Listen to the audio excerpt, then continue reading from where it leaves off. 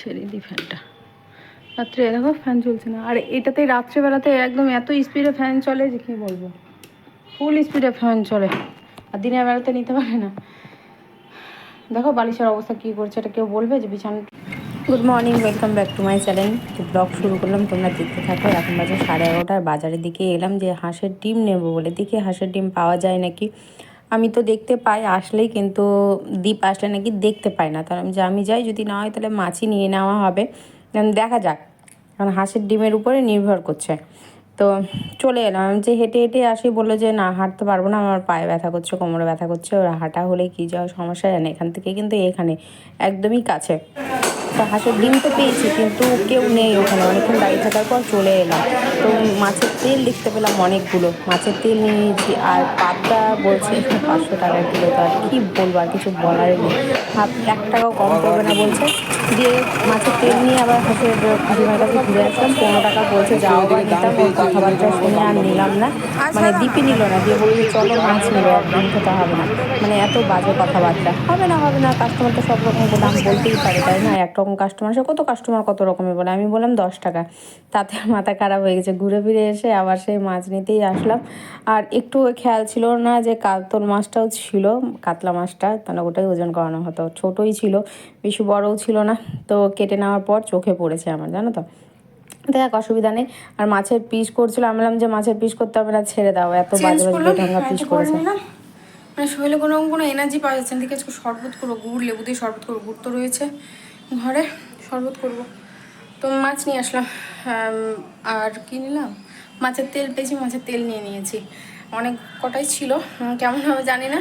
40 টাকা বলছিল, আমি 30 টাকা দিয়ে নিয়ে আসলাম। আর মাছও নিয়ে নিলাম। হাঁসের ডিম খোঁজ করতে গেছিলাম, তো হাঁসের ডিম পেলাম। হাঁসের ডিম এক একটা 15 টাকা করে বলছে। বললাম 10 টাকা করে হবে। তো বলে যে একটাও হবে না, না কোনোটাই হবে না, না কি একটা বেশ ভালোই বললো। তারপরে বলছে যে কোথা থেকে সব চলে আসে, কোথাকার যে লোক আছে মনে হয় এখানকার লোক না। মানে আর একটা মহিলা ছিল, এখন আমাদের দুজনকে শুনিয়ে বললো না, বললো জানি না। তো আবার দীপ আবার বললো যে খরিদ্দার তোমার কাছে 10 রকমের আসবে, 10 রকমের কথা বলবে, তো তোমাকে মাল বিক্রি করতে হবে। তোমার বিক্রি করা নিয়ে কাজ, তোমাকে টেরা কথা শোনানো নিয়ে কাজ না। তো তুমি দেবে না, ঝামেলা ছুটি না, হবে না। অত টেরা কথার কী আছে। দিয়ে চুপচাপ থাকলো, কিছু বললো না লোকটা। আর শরীরে তোমার সে এনার্জি পাচ্ছি না কাল থেকে, কি জানি কেন, কেমনই লাগছে, অস্বস্তিকর লাগছে, কেমন যেন লাগছে, আমি বলে বোঝাতে পারবো না। আর আস্তে আস্তে বাড়িওয়ালা একটা কথা বলছে, আমি ওটা কিছুক্ষণ পর বলছি।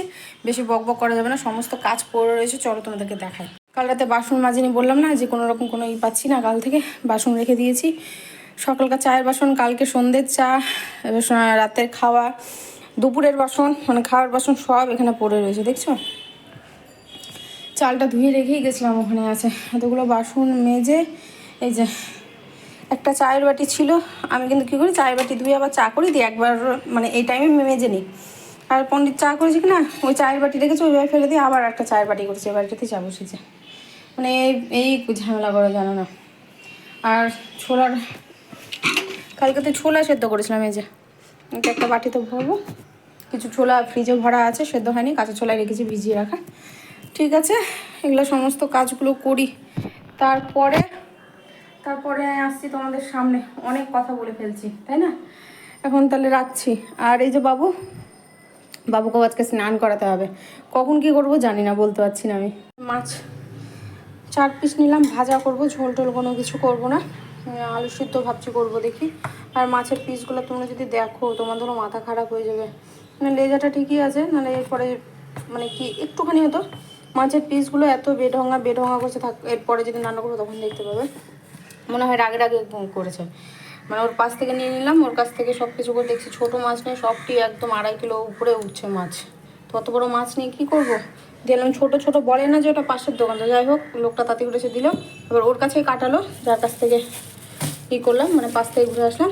তো পাশাপাশি বসেছে একসাথে, মানে রাগে ওর কাছে বটি ছিল না, কিন্তু বটিটা দে, তো বললো যে আমাকে আমি পিস করে দিচ্ছি, নিয়ে বললো। কিন্তু ব্যাস একবারে আমি লাস্টের দিকে বলেছি কি, আপনাকে পিস করতে হবে না, মাছটা দিয়ে দিন, আমি বাড়িতে গিয়ে করে নেবো। বলছে না, এক একজন এক একটা ক্যাটলা। মাছের তেলটা 30 টাকা দিয়ে নিচ্ছে, এখন বাছবো।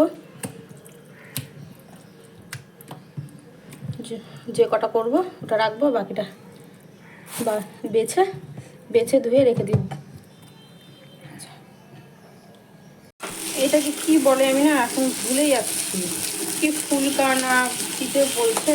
তো এটা আমি আলাদাভাবে না ভেজে নিলাম, মশলা পেঁয়াজ দিয়ে সুন্দর করে একটু ভেজে নিচ্ছি। তাহলে এটা কী বলবো, ডিপ খেতে পারবো। মাছের তো যদি খাই না, যাই না কেন, আবার না বলে দিলে আবার যদি পাতে দিয়ে দিই তা বড়া ভাবে খেয়ে নেয়। আজকে যেহেতু নিজের চোখে দেখে নিয়েছে তো নিতে, তারপর বড়া পাতে দিলে ও খাবেই না, আর কিছু ভেজে দেবে। তো এটা আলাদাভাবে ভাজা করলাম। এই যে বেসন রেডি করে নিয়েছি মশলা দিয়ে, পেঁয়াজ টেয়াজ সব কিছু দিয়ে। এখন শুধু গুলবো, এখন করবো না, খাবার আগে আগে ভাজবো। আর এটা মাছ দেখছি এর মধ্যেই ছিল সেটা পিঠা, তো এটা ভেজে নিলাম জোরকে। এটা মাছ ভাজবো, দিয়ে খেতে দিয়ে দেবো। পেঁয়াজটা খাওয়াতে লাগবে, বুঝতেই পারছো, পেঁয়াজ না হলে অসম্পূর্ণ খাওয়া। এত পেঁয়াজ খেতে পছন্দ করি। আর মাছের তেলটা আলাদাভাবে লবণ হলুদ মাখিয়ে রেখেছি, আর এখানে মাছটা আমি রেখেছি। ঠিক আছে, তো এখন এটা ভাজা হয়ে গেলেও মুসুরির ডাল সেদ্ধ হয়ে যায়। আজকে কিচ্ছু করবো না। এখন জোরকে যাব স্নান করাতে।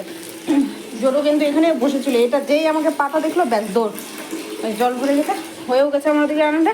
এখন ওকে স্নান করবো, স্নান না করলে হবে না। একটু না দুদিন ধরে উসকুস করছে, মানে স্নানের জন্যে। গরমটা তো পড়েছে, এটাও তো দেখতে হবে না। একটু তো গরম পড়েনি, বেশ ভালোই গরম পড়ছে। তাই জোটো গাছকে বলছি আমি, তো দাদা ভাই থাকলে একটা খুশি হয়ে যেত, এই মাছের তেলের বড়া দিয়েও ভাত খেত। এখন তাহলে রাখি। স্নান করানো হলো, গাও মুছিয়ে দিলাম একদম ভালো করে, শুনে হালকা হালকা জাস্ট ভেজা আছে। ফ্যান চালিয়ে শুকিয়ে যাবে, ফ্যানটা ছেড়ে দেবো, ছেড়ে দিই ফ্যানটা। রাত্রে দেখো ফ্যান চলছে না, আর এটাতে রাত্রেবেলাতে একদম এত স্পিডে ফ্যান চলে যে কী বলবো, ফুল স্পিডে ফ্যান চলে। আর দিনের বেলাতে নিতে পারে না। দেখো বালিশের অবস্থা কী করছে, এটা কেউ বলবে যে বিছানাটা করা আমার সুন্দর করে গুছিয়ে রাখা। এখন এই বালিশে এসে দেখবে, যেই আমি ক্যামেরাটার সময় মানে ফোনটা রেখে দেবো, এখানে এসে কষ্ট করবো। তুমি হাপুস করেছো আজকে স্নান করতে গিয়ে? আজকে স্নানেও কোনো ঝামেলা করেনি, দাঁড়িয়েছিল একটু মাঝে মধ্যে এদিক ওদিক করছিলো, কিন্তু অন্যান্য দিন যে এত ছটফট করে স্নান করানোর সময় আজকে সেটা করেনি। এই জিনিসটা আমার ভালো লাগলো, যে কী বলবো। তো শেষের দিকে একটু ভিজে গেলাম, খাবারটা ছাড়লাম, দিয়ে ও দাঁড়ালো মাঝখানে, ব্যাস পুরো ফেনা ফেনা আমি জানি হয়ে গেছে। তারপরে কি মন হলো, আমি একবার ছেড়ে ওর নিচে দাঁড় করাই, ওকে দাঁড়াতে চাই না, ওকে ধরে দাঁড় করাতে হয়। ব্যাস তখন দেখছি আরও ফেনা হয়ে যাচ্ছে। একদিক থেকে ভালোই হলো। দিয়ে এই যে আমি খেতে দিয়ে দেবো ওকে, আমি খেতে দিয়ে আমি এখন পুরো ভিজে গেছি, একদম পুরো চকচক করছে আমার চলে। নাহলে এটা ঠান্ডা লেগে যায় আর সমস্যা। এমনিতে তো শরীরটা একটু ঢিস কেমন যেন করছে, মানে ভেতর জ্বর আছে, আমি ঠিক বুঝতে পারছি না। সেটা ট্যাবলেটও বার করে রাখলাম, কত ট্যাবলেট খাবো, ইচ্ছা করে না ট্যাবলেট খেতে। 3 দিন ধরেই এমনটা হচ্ছে, যে 3 দিন ধরে আমি ওইভাবেই থাকলাম। হ্যাঁ, ওষুধ খেলে শরীর মনে হয় কি আরও দুর্বল হয়ে যায়, ভালো লাগে না কোনো কিছু। বাজার থেকে আসার পথে বাড়ির যে মালিক আছে মানে দাদা, সে ডাকছে, বলছে শোনো একটু এদিকে শোনে যাও। তো আমি যে ও তো এমনিও কথা বলে, তো গেছি, গিয়ে বলছে যে ছাদের 2টো কোণেতে তুমি মুড়ি চিনি দিয়েছো। বললাম যে না আমি কেন দেবো, আমি আগে কাককে বিস্কিট দিতাম, তো বৌদি বলছিল ছাদ নোংরা হবে, আমি দেওয়া বন্ধ করে দিয়েছি, তারপর থেকে আমি দিই না খাবার। আর কে দিয়েছে আমি বলতে পারছি না। তো মাছটা ভেজে নিচ্ছি, আমি তো স্নানে যেতে বললাম, জানি না কি করবে, মাছ ভাজা হয়ে গেলে মাছের তেলটা ভাজবো। তো বলছে ও তাই, আমি তো এই ব্যাপারে কিছু জানি না। ভাবলাম যে একবার আমি বলি যে মানে কিছুদিন আগে এসছিলো, এসে আমাদেরকে ভালো মন্দ 2টো কথা বললো যে দেখো আমরা চাই না যে তোমরা ছেড়ে চলে যাও, তোমরা উঠে যাও। আমরা কেন চাইবো বলো, আমরা চাই যে যেই আসুক না কেন তারা অনেক দিন থাকুক, একটু ভালোভাবে মিশে থাকুক। আমাদের সেরকমভাবে কোনো কিছু নেই, আমরা নিজের মতো করে থাকি। আমাদের কি হয়, প্রচুর লোন নেওয়া আছে, তো লোন নিয়ে বাড়ি করা হয়েছে। তো বুঝতেই পারছো, টাইমে যদি টাকাটা না দাও তাহলে লোনটা কীভাবে দেবো। তো সেই ক্ষেত্রে না ভাবছিলাম যে বলি যে বাড়ির মালিক আর ভাড়াটিয়া কোনোদিনও মানে ভালো হয় না, এটা সত্যি কথা, কোনোদিনও এক হয় না। যতই যায় কিছু হয়ে যাক না, যতই লম্বা টানা থাকুক না কেন, আর ওকে যতই টাইমের টাকা দেওয়া হোক না কেন, যদি 2 মাস টাকা যদি একটু টাইমের পরে দেওয়া হয়, ওটা নিয়েই আবার 3 মাসের মাথাতে বলবে যে হ্যাঁ তুমি তো এই 2 মাস টাকা দাওনি, তখন কী হয়েছে, তখন তো কিছু বলিনি তোমাদেরকে, এরকম করলে কেমন করে হবে। তো সেটাই বলছি যে কোনোদিনও এক হয় না, আপন হয় না, ওরা টাকাতেই মতলব রাখে। বাড়ির মালিক সবসময় ভাড়াটিয়ার কাছে টাকার মতলব রাখে। তো যখন আমি কথাটা বললাম যে আমি খাওয়া দিতে যাই না, বলতে পারছি না, তখন ও তাহলে মনে হয় আর নিচে যে ভাড়াটিয়া হবে তাহলে সে হয়তো দিচ্ছে, তাকে তাহলে বারণ করতে হবে। আমি বললাম হ্যাঁ সেটা তোমার ব্যাপার, তুমি বলে দিও, কারণ আমি দিচ্ছি না, আমার দেখে আর লাভ নেই। দিয়ে আমি ওখান থেকে চলে এসেছি, আর ওখানে একজন ছিল তাকে দেখছিল মুখের দিকে। আমাদের কারো খাওয়া দাওয়া হয়েছে দেখো, একজনের খাওয়া দাওয়া হয়ে গেছে, এখন তার সাথে ঘুমো করতে হবে, পিছন পিছন ঘুটুর ঘুটুর করে যাচ্ছে আর ডেকে যাচ্ছে বারবার করে। এখন তুমি ঘরের এই যে জানলা লাগাও, পর্দা তো ফেলা হয়ে গেছে, ব্যাস যে যার মতো এখন বালিশ নিয়ে শুয়ে পড়ো, ওই ওর জায়গা নিয়ে শুয়ে পড়বে। একবারে কে পায় ওকে, মানে ওর হয়ে গেছে, মানে সব হয়ে গেছে, কে খেলো কে খেলো না কোনো হোশ নেই, কিন্তু ওকে নিয়ে এখন ঘুমো করতে হবে। এই যে যে এসছে, যে বালিশ টালিশ দিয়েছো, এখানে এসে পড়াচ্ছে, একটু খেলবে, ব্যাস ঘুমিয়ে পড়বে। এখন থেকে ঘুর ঘুর করছে আমার পিছন পিছন।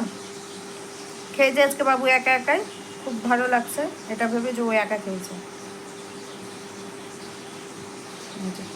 এখন খেলু করতে ব্যস্ত। বলো তোমরা আজকে হাপুস করেছো? আমি আজকে 4 দিন পর হাপুস করলাম। গরম পড়েনি এখনো, প্রতিদিনই হাপুস করাবে, গায়ে জল ঢালবে, কি বিরক্তকর একটা জিনিস, তোমরা জানো না। কিন্তু আজকে আমি গুড বয়ের মতো হাপুস করেছি। এখানে কথা বলো। আজকে আমি দুষ্টুমি করে নিয়ে এক জায়গায় দাঁড়িয়ে হাপুস করেছি। ইস ইস, পুড়ে গেল ওদিকে আমার কড়াই বসানো আছে। এ বাপ রে, খেলা রে।